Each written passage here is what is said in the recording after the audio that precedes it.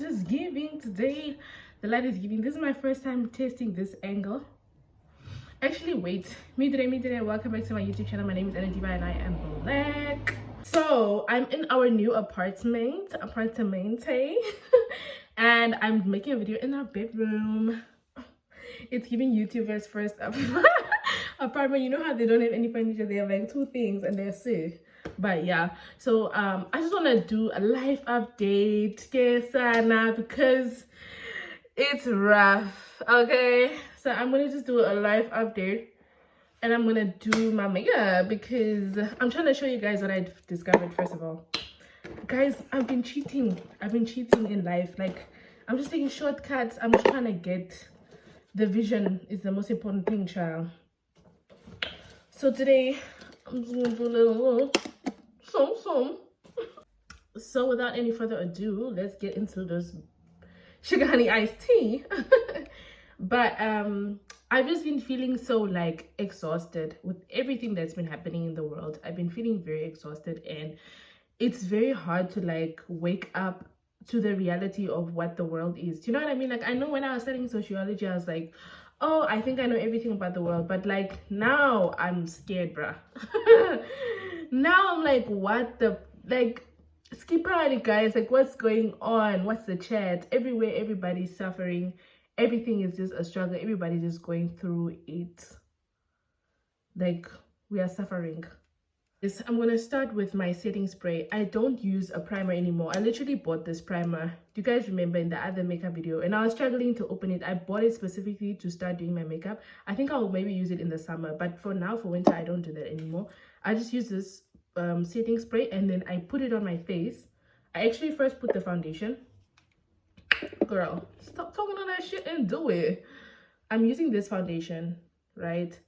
I bought this in Namibia when I used to like do my makeup back then, and this was my first foundation. I had the red one and this one, which was recommended to me by my friend Adulthood. She does makeup, and when I bought it, I was like, almost cake, but it's so watery. I feel like it's maybe a dupe or like a fake one. I don't know. I don't even have a mirror because we only have one mirror in the bathroom. We don't have like any other mirror. I was thinking of getting myself like a makeup mirror, but I'm waiting for my vanity table to be, not my vanity table, but my study desk, which will also double as a vanity table, to be constructed by my boyfriend who doesn't do things at once. So once he's done with that, then I can, you know, move there into the room and then I can do things the way they need to be done.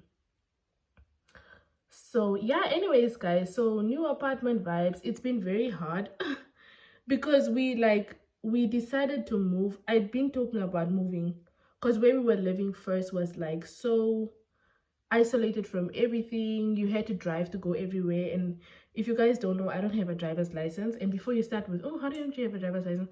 I don't have one because I don't have one. What's that, G-Mac? What's that, G-Mac? I don't have one because I don't have one. So whenever I wanted to go somewhere, I would have to always wait for him. As you guys could also see by my vlogs, when we were living there, I was always with him in the car and stuff, like barely taking public transportation. We tried to take the train one day and he was like, I'm never gonna do that again. Also, I bought this concealer, Neutral Tan, this NYX concealer this weekend. I'm scared, but I feel like it's gonna give in the end. Yeah, so now, so for me to show you the foundation thingy. So I put the foundation on, instance, I put it on, right? And then I put the setting spray on. And then I put the setting spray on. And then I blend it with my brush. I bought this multitasker brush because the funds were not funding Shem, and at the end of the day the makeup needs to be done. So I do that like even before. As you can see, the foundation is not even setting yet, but I'm, you know, the setting spray and the things, they are not combining yet, but mix everything together like that and it's gonna really give. I'm telling you, I'm not even kidding. As you can see, the foundation is giving skin honey. So I do this when I'm recording at home, like if I'm making YouTube videos, then I use this method because it's less products that I'm using, and I don't have to use my expensive Fenty foundation. I can just use this one. It was like, I don't know how much it cost, but I'll put the link in the bio anyways. But I really love this one, especially also because like I was using it in Namibia where it's like really hot, you know, and you can just like use it. So anyways, when we moved into the apartment, it was like we had to do everything in a rush. Like we had to just move in one day because the next day he was going back to work, and the next day was the last day before we both started working again. So we had to just move everything, and it was really challenging. So I didn't really have that much to do. And then also I'm starting to write my thesis soon. If you guys don't know, I'm doing my master's, and I am soon to start writing my thesis. Like I've already submitted some topic ideas, and I've spoken to my professor, and he's like, yeah, this is actually very interesting. I think it would, like, the results would be quite worth the read. You should totally pursue that topic. So now I'm like, you know, just in the process of trying to get my things together so I can actually start doing it. And I also feel really homesick. I was talking to someone yesterday about, like, this person has only been living in Germany for 3 months, and we were talking yesterday about just like our experiences and like how life is and all that. And I was telling her that I feel like really lonely, like which is also something that I said in my other rant video, but like the loneliness is getting stronger. And I feel like this is how people develop depression, because also I've been looking at my life, like when I was growing up and everything, I was always around my family, like always, and we were always a lot. Like we were never really less. If we were like 3 people at home or something, it would be so boring and quiet, and you know, we won't really like be doing anything. We'll just maybe be cleaning and cooking together, but we won't like sit and watch TV and stuff, because we're just like, it doesn't feel right because the whole group is not together, you know. So I'm really used to like having it's fine, I'll fix it. I'm used to having like my family around all the time. Like I'm used to having my siblings there, having my uncles and my aunts. Like I'm just not used to just always being alone. Like now I always have to be with my boyfriend, for example, and my boyfriend is someone who likes to just always be at home. He doesn't like to go out, he doesn't like to go to the club and stuff. Like if I want my boyfriend to go somewhere with me, I would have to suggest like, let's go to the gym, because then he will go to the gym. But if I say let's go to the club or something, no, he's definitely not gonna go. So I'm just always alone. And I find that a lot of people living in Europe are facing the same loneliness and like stuff like that. And even if you look at, what's that girl's name? Is it Diamond? You know, the dog's sister. She made like she started a podcast, and she was talking on one episode with her friend that she had gone to the UK with when they were younger, when she moved from Namibia. And they were talking about like the depression of being that side, because there's no sense of community. You're just all by yourself, you're just all alone. Like I even told my boyfriend, like if I give birth, or if I'm able to like get pregnant or whatever, I'm gonna give birth in Namibia with my family. I'm not gonna give birth in the West and be alone. Like I'll just unalive myself, because you're just all by yourself. And you know, like for him, for example, with my boyfriend, he's not really he hasn't had that experience of having like a newborn baby in the house 24/7, right? And I have, because in our culture, like we believe that you should give birth at home, like with your mom. So, and because most of my family, we are just women, really, we don't have like guys, so there were no other women from other families coming to give birth at our house. But anyways, long story short, you have to give birth at home. So I've been around a lot of kids 24/7. Like the last baby that we had in our family, Fritz, who's my wallpaper still to this day, he was also born like with us, and so was Sam and everybody else. But like it's hard, bro. Like, the child is crying the whole day. You have to clean, you have to cook. The mom is there, obviously, but for us, like in our culture, that we believe the mom should only like breastfeed. She doesn't have to like wake up and tend to the child every time. Even in the middle of the night, if the baby is crying, like everybody else has to wake up and take turns to take care of the child and stuff. Because this is also to help the mom not to become like depressed from like postpartum and stuff. Because we also believe like the stress and the anxiety from like constantly caring for your baby and stuff, it really does contribute to mental illness. So imagine, like, you know, doing all that, just you, where, and like also the way that my boyfriend is, it's not someone that will want to be at home like the whole day. So it's not like I can even say, oh, at least like he'll want to be with me, because he's somebody that likes to also go to work. He doesn't like to just be at home not doing anything, like just because there's a baby in the house. So it's very lonely, bro. Like, I'm like so lonely. The loneliness is killing me in Britney Spears' voice. It's really lonely, Shem. I can't even I can't even explain it. And then everybody's busy working, and now I live like so far from the friends that I did make in the start. I did try to make some other friends along the way, but I stopped like being friends with them. I just like blocked them and deleted the numbers, because people, I feel like friendship in Europe, or let me say in Germany, because I was in Finland before and I made some friends and like I'm still friends with them. But friends in Germany is like very transactional. Like, you guys are not really friends. Like, you're just friends because you go to the same university, or because you guys work at the same place or something. Like, these are not people that you can call if you're in trouble, basically. Let me just say it like that. And it's not to say that every friendship you need to be able to call someone when you're in trouble, but I just feel like, especially after what happened to me in Frankfurt, you cannot take your chance on friends. Like, you need to make sure that whatever friends you have are like your friends in every situation. Because I went out with my friend thinking, oh, it was my party friend, with club friend, hini manini. I was attacked, and then what happened? I was all on my own. My friend didn't react the way that she needed to. So therefore, I also feel like you can't be like, yeah, you know, not everybody needs to be your best friend, but everybody does need to have common sense though, and everybody does need to have humility. They need to be able to do, like, you know, be someone that you can at least depend on in a situation of emergency. But like, yeah, it's not nice. And like, friends don't even do those things. Like, you know, like in Namibia, when you are bored at home, you can text your friend and be like, what are you doing? And she'll be like, nothing. And I'll be like, also nothing. And then they'll come over and you guys will just like chill at home like the whole weekend. You won't do anything. Here in Germany, people just want to be alone at their houses, not doing anything by themselves. And if you guys do meet up, it's a thing of like, oh, like, what are we gonna do? What's the move? Where are we gonna go? Eating out, things like, you always have to spend money, and like, you always have to do entertaining things. Like, you can't just go to your friend's house and sleep the whole weekend. Like, my friend came over this weekend, but the difference is she's from Zimbabwe, so it's the same vibes, you know. So she just came over.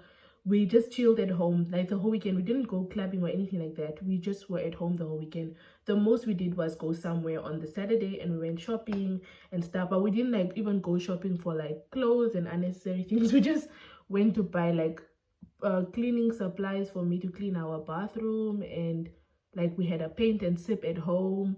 So it's like, I don't know how to say, like, even that Saturday, because I was telling her, yeah, we're not gonna make it for the train because we woke up too late, so we'll just like go spend 3 hours in the city. And she literally told me, she was like, no, bruh, we don't have to do something. Like, we can also just be home. Like, we don't have to go somewhere just because I'm here. Like, I could also just be in my room, and you can also be in your room if you want, and stuff like that. But it's not that's the same for people from here. And I also feel like, I understand, yeah, make friends with the people who want to be friends with you, but then I also feel like, why not have friends, like, to expose myself to different cultures and different ways of life in the world, you know? Because I just feel like I'm just having like my African friends with our African perspective. I'm also trying to like learn things about other cultures and other people from other parts of the world. And like, I even saw like the statistics that said professionals who live in Germany, or expats, are like the loneliest in the diaspora. Like, they are the loneliest out of everywhere else in the world. And I really agree with that, because you're just always alone. You don't have anybody to do anything with. And Like, German people already have their friends from childhood and stuff.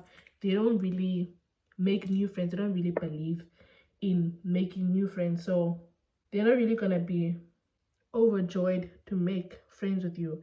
Like, they're just gonna be like I already have friends, so I don't need to still make friends with you. And I feel like for the other friends, especially like my experience, please don't say now I'm talking for everybody, but my experience with making German friends is, it's very transactional. It's like, what can you do for me? What can I do for you? If I do this for you, you have to do this for me next time. If I do that, you have to do this. Even if it's like simple things, like even if you guys go out to eat or whatever, you guys have to split everything and count everything, and this person is doing this one must give me back €7, and you know, like, it's not like, you know, when you don't have, I have, and when I have, you don't have, which is usually how my friendships were back home. And here it's not the same. Like, it's not like that at all. Like, I know, for example, when my friend came over this weekend, we went to buy stuff, right? So I went to buy the cleaning supplies for the bathroom, and then I also bought the alcohol, and then she bought some, like, 1 bottle of alcohol, and she bought the painting supplies for us to paint at home. And then I bought like just other things for our house, as like, you know, me being part of the household. But it wasn't like, okay, I spent this much on the Jägermeister, so please give me back the €3 because of whatever. It was just like, okay, I have more money right now, so I can afford to pay this, and the next time you pay that, you know. Like, we even went to print like a picture of ourselves that we took, so that we could both have like our own frames at our places of each other. And I'm just like, you know, this, and the sad thing is, like, we don't have time all the time to be together. So that's now also the other thing. Like, you do find meaningful friendships, but then you guys don't always have the time to be together. If you do have the time to be together, it's like you have to plan, like, okay, this weekend I'm free. So, you know, like for me, for example, I had to plan last month for this November month. Imagine, in October, I had to tell my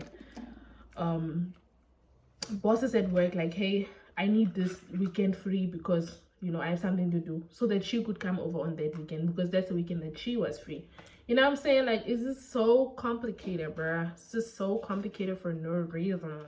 I'm having faith in Christ that it's all gonna be worth it, because I'm also taking it as an opportunity to like use the time when I'm by myself, or like without my friends, to just focus on myself and my own things, like my studies, or, you know, my YouTube or anything like that. That's basically what I do in that moment. And I don't know why the lighting has changed now. They said the weather is gonna be sunny today, but they lied. They be lying. But yeah, I'm just using the time to like be on my own and better myself, and like work out or whatever it is I want to do, and like, I don't know, just do my own thing, I guess, and self-reflect and all that. But also sometimes you just want to be distracted from the reality of being so serious all the time, you know. And then there's also all these African problems we have. I don't even know if the problem, okay, I do know because I studied this shit, but the problem I feel like that we have in Africa is like the fact that young people are not interested in politics. And I'm so envious in a way of how well the people that are benefiting the most from the disruption, let's say, like, yes, educated bitch, but the people that are benefiting the most from the political disruption in Africa, they have made sure that young people find politics very boring. Like, for example, if you look at Namibia is not a one-party state, right? It's a multi-party state. It's a democracy, but it is called a ballot democracy in the sense that it's Namibia and Zimbabwe, I think. Or is it just Namibia? I don't know, child. But it's a ballot democracy because people, basically, the democracy comes from the votes, right? So people just vote for the same party over and over and over. And with many other Southern African countries, you will see that the issue is that younger people, or let me say older people, right? So the first generation after independence, Namibia is 30 years old. So my mom's is the generation after independence. My mom's generation is the reason that we were able to pass over from being under colonial rule to being independent, right? Because they voted, and then Swabo won. So now this party is the ruling party, right? There's nothing wrong with the ruling party, first of all. Let's start there. That's my opinion. There's nothing wrong with the ruling party. If you look at the constitution, if you look at the values and the preambles, and basically just what the party believes in, right? It is very for the Namibians, by the Namibians. Problem is, there's no one to hold them accountable. Like, there's no one to say, hey guys, you said you were going to do this, but you didn't do it. You know, you said you were going to do that, but you didn't do it. There are no ramifications. Like, if they decide they're not going to do this, if they say, now we're going to do Harambe, and then 2 years Harambe is not working, nobody's going to care, because everybody's just going to be like, yeah, what's the point of me going to vote? What's the point of me going to do this? Because it's always going to be the same. But you guys don't understand. If we are at a party, let's say we are playing spin the bottle, right? If we are all able to sit around the circle in order for the bottle to be on us, right? And we don't, the same two people, the bottle is just going to spin to the same two people, because there's nobody else in the circle for the bottle to spin somewhere else. So the bottle, in this sense, I'm referring to elections. So the same parties are going to keep winning if the young people don't engage in politics. And it's hard for younger people to engage in politics because they don't understand the power of doing something as a civilian in your own country. Like, they don't understand how much influence they actually have. Like, for example, when or maybe because also my parents were like heavily involved in activism, like liberation activism. For example, my mom was involved in the liberation struggle. She was an activist. She was out in the streets. She was being thrown with tear gas, shot with rubber bullets, everything, the whole Sarafina, right? So my mom was involved in that. My dad was involved in the army. So when we were growing up, these people were telling us every day the situation, how to do this, how the countries are working, the whole political situation in Africa, just everything, right? So I grew up already with this in my brain. Like, I already had like a political thinking. Like, I already had a political train of thought, if that even makes sense. Like, I was able to think about things, right? And I feel like a lot of people young people don't care to think about those things, because we just feel like I don't know if we feel like it's all going to work itself out or it's useless. Because I just feel like, for example, if I were to have a child in Namibia, I would be concerned, because the way the education system is, the way the healthcare system is, there's nothing, the healthcare system is fine, but the healthcare facilities, let me say that, like Kaututura hospital, the state of the hospitals, period. Like, my sister gave birth in Windhoek Central Hospital, and it was a joke. When I went there, it was a joke. There was actually, that same night, there was a woman who gave birth in the taxi in the parking, because the nurses couldn't come out fast enough to like receive her. So the taxi driver just delivered her baby in the car. And like, then they just came to take the baby and the lady, and then they took her inside to like care for her. And the other thing was also, there were not enough nurses. There were like 7 nurses in that ward. And like, I don't know if you guys have ever been in a maternity ward, there are people everywhere. There are people everywhere. It's like a child. There are people everywhere. There's someone in this room, that room, that room, that room. There are people walking up and down because they thought they were in labor. So now the nurses are making them walk up and down to like induce the labor, so that they don't go home and then, you know, they give birth at home or something like that. There's all that happening. There are people doing squats because they like, yeah, you know, to try and like stretch the pelvis. There are people who've been there for like 3 days and they can't go back home because they probably live in Okahanja or Groot Oop or something. It's just a lot, right? So imagine you having to give birth. Like, when my sister even gave birth, I had to leave her at the hospital because my mom was not there that night. So I had to go home, and then I had to look for her cards and like make her food and all that to go back. And then I was waiting for 3 hours for her to like give birth, and for them to tell me like that she's fine, she's alive, the baby is okay. Because also she didn't want me to be in the room. I don't know why. I guess she thought I was gonna be traumatized. I don't know, child. So I waited for them to come tell me she's okay. So then I went home quickly. I went to make her food, brought her the baby clothes and all that stuff. When I came back to the hospital, bro, my sister is in the corridor with her baby on a little bed. And because like we didn't come with a baby bag or anything, because we were just like in a rush, right? So, and also because we thought my mom was gonna be at home that night. So we thought, okay, she's gonna like maybe bring the things while us we are going. I don't know, girl. So she was just there in the corridor with her baby. Nobody was there with her, whatever. She already gave birth, so she's just there in the corridor with the baby on her chest.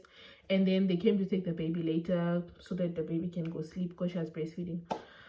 But I was just like, this is not on brand, man. You know what I mean? And I just feel like I'm scared for the future. Like, I'm even scared for my younger sister. She's 16 years old. There's a lot of things that she needs to do. She still needs to finish high school. She needs to, you know, if she wants to study for university, maybe work.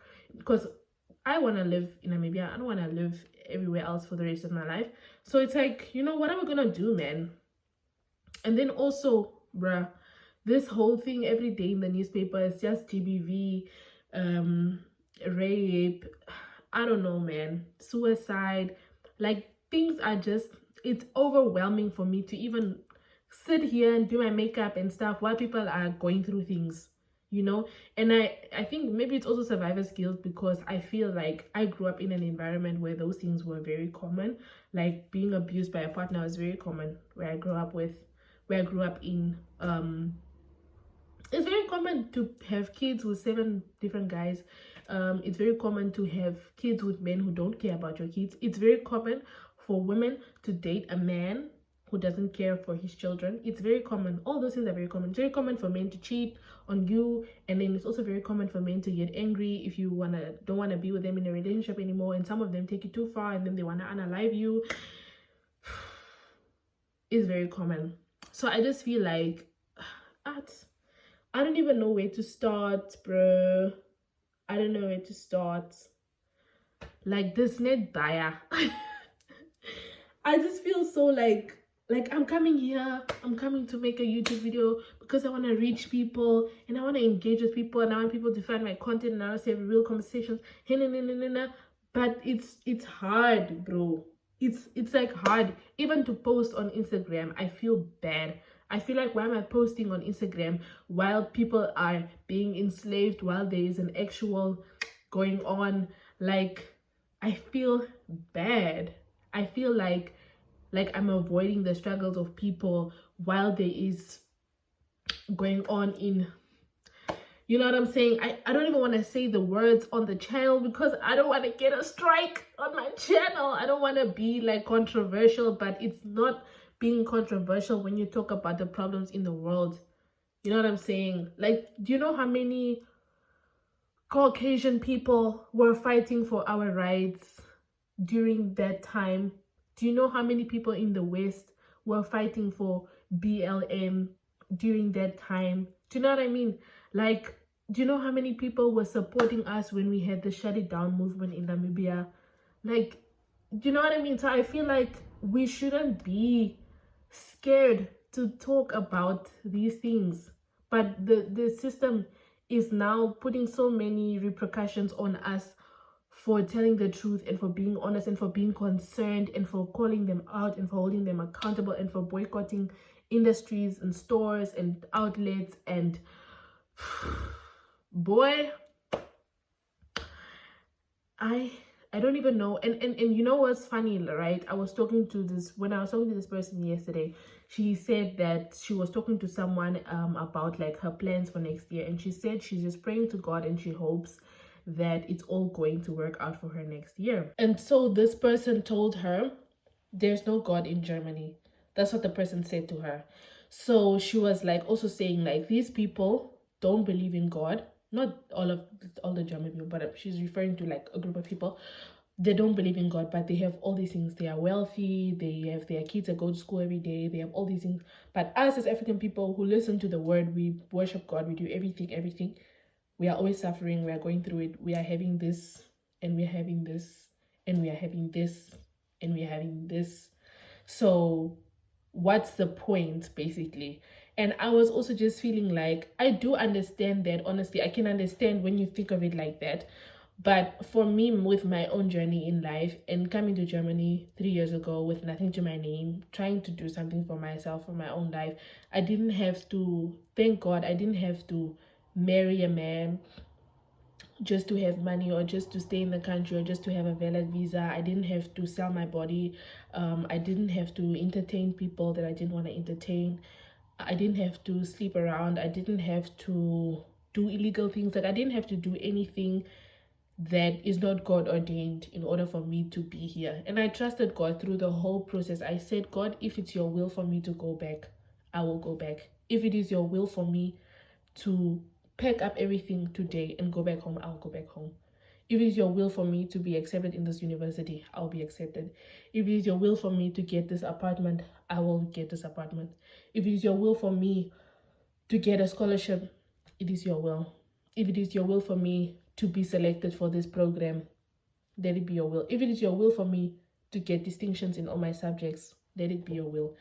I said every time, everything I was doing, I said, God, I'm waiting for you. I'm listening to you. Whatever you say, I will do it. I will surrender myself. I will pack everything. I will do everything according to your word, because I feel like the world is trying to make us rely on ourselves and on material things, to feel like our apartments, our aesthetic of our apartment, our whatever is a determination of our wealth. But to be honest with you, those things don't matter to God. Your heart is what matters to God. And I'm saying this because I'm trying to be real with y'all niggas. I'm trying to tell you the truth. Okay, if you have ears, those who have ears will listen to what I'm saying. But I'm trying to tell you that we are fighting in this world a spiritual battle, and we need to start equipping ourselves with the mental, emotional, and spiritual tools we need to overcome this thing, right? Because every problem that we have in the world starts in the mind. Now the world is teaching us to hold on to whatever possessions you have because of the way everything is going. There might be war in your country next, so hold on to everything. Other people, the world is starting to teach us to criminalize poverty, to make people who are poor feel like it's their fault that they are poor because they're not hardworking and tonton. But that's not the truth. We have to open our eyes, people. And yeah, I'm not gonna keep talking anymore. But with that being said, that's all I wanted to tell you guys. I know it's a lot that I said in this video, but it's just a lot that has been on my mind. I've been trying to journal. I've been trying to pray. I've been trying to meditate on the word. I've been trying to do everything that I felt like I needed to do so that I could overcome the way that I'm feeling. But I just feel like it's better to be talking into a camera to people that are going to understand what I'm saying. They're going to resonate with my thoughts, with my opinion, with my standpoint, because I feel like I'm tired of talking to myself. I'm tired of journaling to myself. I'm tired of just talking to my siblings and maybe my mom about what's happening in the world, and I just feel like TD Jakes was also saying, like, be intentional with your social media, be intentional with all the platforms that you are using. What message is it you want to spread to the world? And I just want to tell you guys, like, life is hard sometimes, but you have to remember why you're doing everything you're doing, Like, for me, I decided to move here because I was tired of waiting for month end. I was tired of waiting for my mom to give me a little bit of money to do something.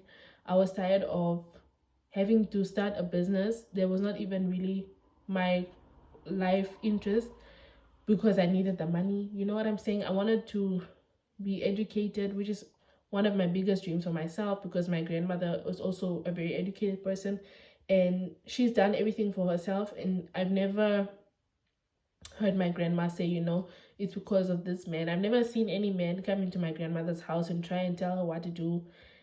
She had everything for herself. She made sure that she set up her kids after she passed on. She set a legacy for herself. Every single person who's ever come in contact with my grandmother will tell you how amazing she was of a woman, how powerful she was, how intelligent she was, how hardworking she was, how much of an entrepreneur she was. She was just doing her own thing. She was in her own bag.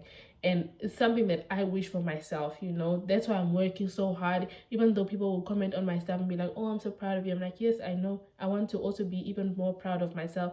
I want to achieve even more. I want to, you know, that's why I started like this whole journey of being financially savvy, so that I could like actually start saving money, you know, so I can actually do the things that I have seen women in my life do countless times.